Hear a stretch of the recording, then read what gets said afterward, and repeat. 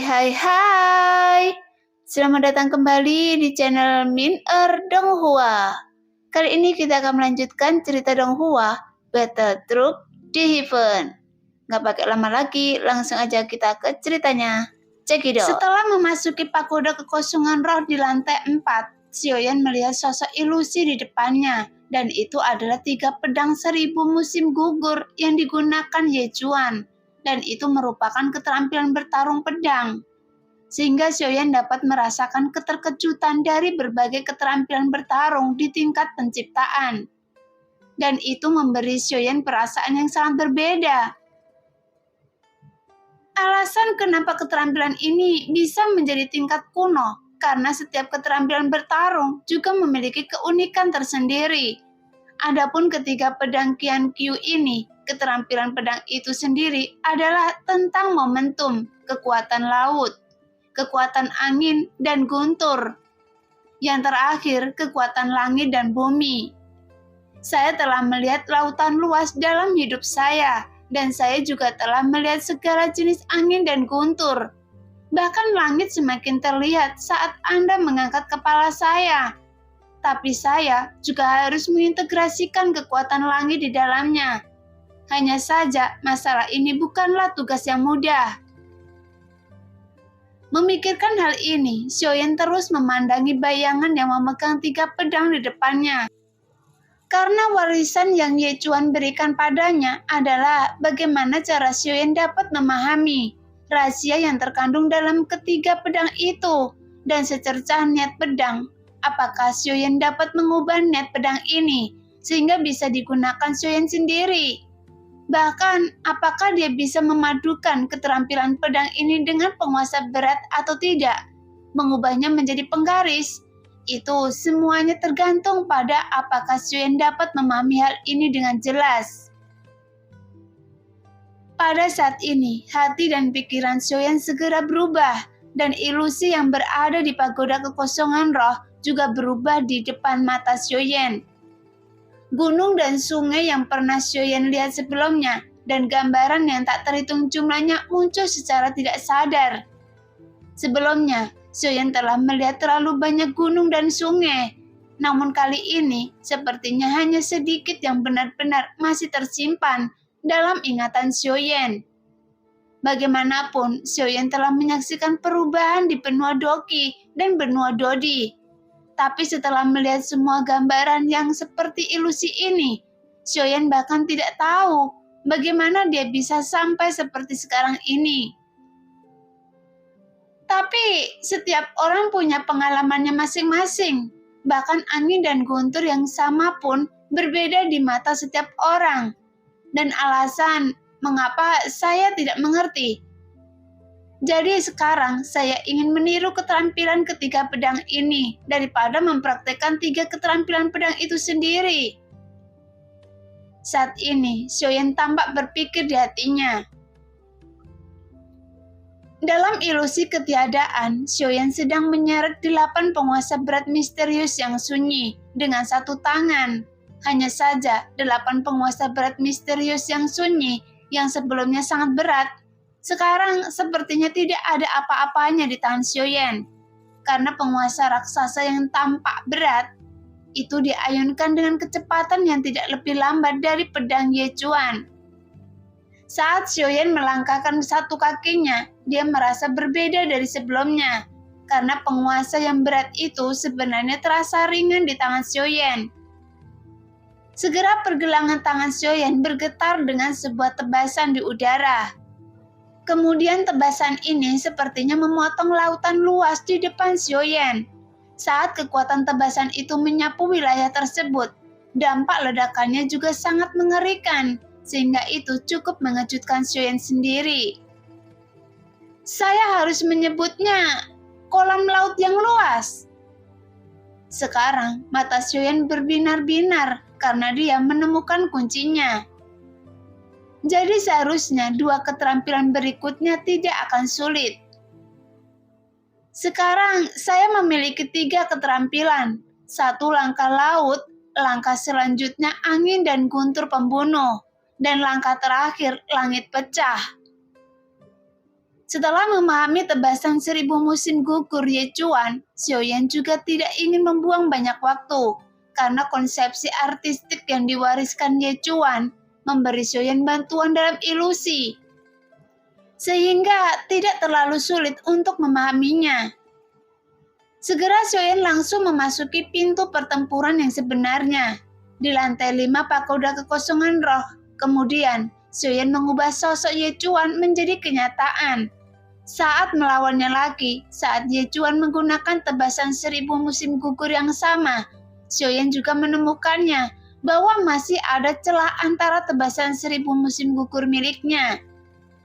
Dan Xiaoyan terus memulai pelatihan panjangnya di gerbang pertempuran yang sebenarnya. Meskipun itu adalah keterampilan bertarung tingkat kuno, tapi saat ini kekuatan yang ditampilkan Xiaoyan masih jauh dari kekuatan keterampilan bertarung tingkat kuno. Setelah sekian lama, Xiaoyan membuka matanya perlahan, namun dalam sekejap mata, Xiaoyan telah mengasingkan diri di dalam gua selama hampir sebulan. Mungkinkah berhasil tercerahkan? Setelah Xiaoyan membuka matanya, pedang patah yang menggantung di depan Xiaoyan, kemudian pikiran Ye Chuan muncul benak Xiaoyan dan berkata, "Cukup sulit." Xiaoyan menjawab, "Saudaraku, saya harap Anda bisa menepati janji Anda. Bagaimanapun keterampilan bertarung yang Anda warisi ini tidak pernah diwariskan kepada orang lain. Jadi saya juga mengambil resiko melanggar aturan klan. Adapun keterampilan bertarung pedang ini akan menjadi semakin kuat seiring Anda memahaminya. Bahkan jika itu digunakan dengan kekuatan keabadian para dewa, maka kekuatan sebenarnya tebasan 1000 musim gugur dapat benar-benar dilepaskan," kata Ye Chuan dengan serius. Jelas, dia khawatir jika Xiaoyan tidak menepati janjinya. Bagaimanapun, sekarang Ye Chuan hanyalah jiwa yang tersisa dalam pedangnya yang patah. Jadi dia tidak dapat berbuat apa-apa. "Senior, saya hanya bertanggung jawab membawa Anda keluar dari sini. Tapi saya masih ragu tentang keterampilan bertarung ini," Xiaoyan berkata dengan dingin. Mendengar itu, Ye Chuan tercengang di antara pedang yang patah. Jelas Ye Chuan tidak menyangka jika Xiaoyan akan benar-benar mengetahuinya. Sebenarnya, konsepsi artistik ini memang belum lengkap. Meski begitu, saya tidak melakukannya dengan sengaja. Lagi pula, saya sekarang hanyalah sebuah sisa jiwa yang sangat lemah. Oleh karena itu, saya tidak bisa memberikan Anda konsepsi artistik yang lengkap. Namun setelah meninggalkan tempat ini, Anda bisa mengikuti saya ke rumah keluarga Ye, dan saya berjanji kepada Anda, saya akan memberi Anda konsepsi artistik yang lengkap tentang tebasan 1000 musim gugur. Di dalam pedang patah, Ye Chuan buru-buru menjelaskan, karena takut Xiaoyan akan menyesalinya. Mendengar itu, Xiaoyan tidak berbicara, tapi dia langsung melambaikan tangannya. Kemudian dia memasukkan pedang patah itu ke dalam cincinnya. Segera Xiaoyan berjalan keluar dari dalam gua. Namun tepat ketika Xiaoyan keluar, tempat itu dipenuhi dengan bau darah yang menyengat.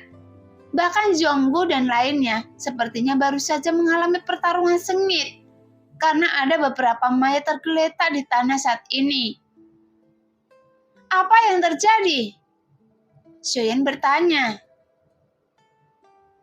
"Saya tidak tahu, hanya saja ada beberapa gelombang orang muncul satu demi satu. Adapun beberapa dari orang-orang ini sepertinya mereka menerima perintah. Kemudian ada 2 hingga 3 orang datang dan langsung menyerang kami secara langsung," jawab Zhonggu dengan serius. Segera Xiaoyan mendatangi mayat-mayat ini. Setelah Xiaoyan melihat mayat tersebut, Xiaoyan langsung sedikit mengernyit. Setelah dia menemukan bahwa luka pada mayat tersebut tidak menunjukkan tanda-tanda pemulihan. Tepat ketika Xiaoyan sedang berpikir, tiba-tiba terdengar suara menderu dari kejauhan, dan sebuah pelangi panjang langsung mendatangi Xiaoyan dari kejauhan. Kemudian terdengar sebuah teriakan minta tolong. "Saudaraku, selamatkan saya, dan saya akan memberitahu kepada Anda dari situasi saat ini." Segera, Jin Doming dan Long Bio langsung bergegas ke arah Xiaoyan untuk langsung memblokir pelangi panjang tersebut. Tepat ketika sosok dalam pelangi panjang itu mendekat, semua orang dapat melihat dengan jelas ada lubang berdarah yang mengerikan di perut sosok itu. Bahkan satu lengannya juga patah. Pada saat yang sama, beberapa pelangi panjang mengikuti sosok ini di belakangnya. Adapun sosok yang meminta bantuan Xiaoyan itu bukanlah orang asing, dan dia adalah Sisio yang berbicara kasar saat di istana Yundian kepadanya. Pada akhirnya, Sisio ditekan oleh Xiaoyan dan melarikan diri. Pada saat itu, Sisio tidak hanya kehilangan harga diri, tapi dia juga masih terluka parah. Jadi saat Sisio melihat sosok yang dimintai pertolongan adalah Xiaoyan, jantungnya juga berdetak lebih kencang, seolah-olah itu menambah penghinaan pada luka saat ini. Sehingga hati Sisio dipenuhi dengan keputusasaan. "Saudaraku, tolong bantu saya. Maaf karena saya telah menyinggung Anda berkali-kali sebelumnya. Saya percaya Anda adalah Tuan yang mengampuni kesalahan penjahat. Dan saya sudah lama berada di sini, jadi saya mengetahui banyak informasi. Sekarang saya ingin melayani Anda sebagai tuan saya." Saat ini, Sisio berkata dengan cepat. Segera beberapa pelangi panjang dari seberang juga datang satu demi satu, dan ada 5 orang yang mengenakan pakaian yang hampir sama yang menunjukkan mereka berasal dari kekuatan atau keluarga yang sama. "Sisio, Anda telah menyinggung keluarga yang Hua saya. Sekarang kemana lagi Anda ingin lari? Saya hampir ditipu oleh penjahat seperti Anda sebelumnya. Dan itu hampir merenggut nyawa saya. Jadi hari ini Anda harus mati." Mereka berlima memandang Sisio dengan niat membunuh dan berteriak dengan marah. Bahkan mereka tidak memperhatikan Xiaoyan dan yang lainnya untuk pertama kalinya. "Yang Ho Xuan, jangan berbicara omong kosong di sini. Orang jahat pasti akan mengeluh terlebih dahulu. Sebelum 5 anggota keluarga saya dijebak oleh Anda, dan sekarang Anda hanya ingin membunuh saya. Apakah Anda tidak takut pada keluarga saya?" Wajah Sisio sangat galak. Dia berteriak dengan memarahi. Saat kedua belah pihak berdebat di udara, Xiaoyan hanya terdiam karena dia tidak mengerti apa yang terjadi. "Saya takut dengan keluarga Si Anda. Saya mendengar bahwa leluhur Anda dari keluarga Si telah menghilang selama 1000 tahun yang lalu. Jadi saya khawatir leluhur Anda telah lama jatuh. Entah di mana, dan Anda harus tahu, leluhur keluarga nenek yang Hua, saya masih ada di sini. Jadi kalian keluarga Si bukan apa-apa." Yang Hong Xuan juga berbicara dengan marah. Tapi dalam hal ini, sepertinya keluarga di kedua belah pihak memiliki kebencian masing-masing. Hanya saja, Sisio kurang beruntung karena semua rekannya telah terbunuh, dan sekarang dia hanya sendirian, sehingga dia harus terjerumus ke dalam situasi putus asa saat ini. Setelah suara itu keluar, sosok yang bernama Yang Hong Xuan, pemimpin 5 orang, langsung mengangkat tangannya. Kemudian sebuah kilatan cahaya hijau dari tombak pedang berwarna hijau tiba-tiba menyapu ke arah langit. Kemudian sebuah batu dengan angin kencang menyapu ke arah Sisio dengan ganas. Saat ini Sisio terluka parah, bahkan kecepatan pemulihannya juga sangat lambat. Ternyata dia telah dipaksa secara ekstrim oleh kelima orang tersebut. Jadi Sisio segera berbalik untuk melihat Xiaoyan. Tepat ketika melihat ekspresi pemohon di mata Sisio, Xiaoyan jelas tahu bahwa Sisio berada di ujung kekuatannya. Jika Xiaoyan tidak membantu, dia pasti akan dimakamkan di sini sekarang. Nah, demikianlah cerita hari ini. Terima kasih yang sudah menonton video Min Earth sampai selesai. Sampai jumpa di video selanjutnya. Bye-bye.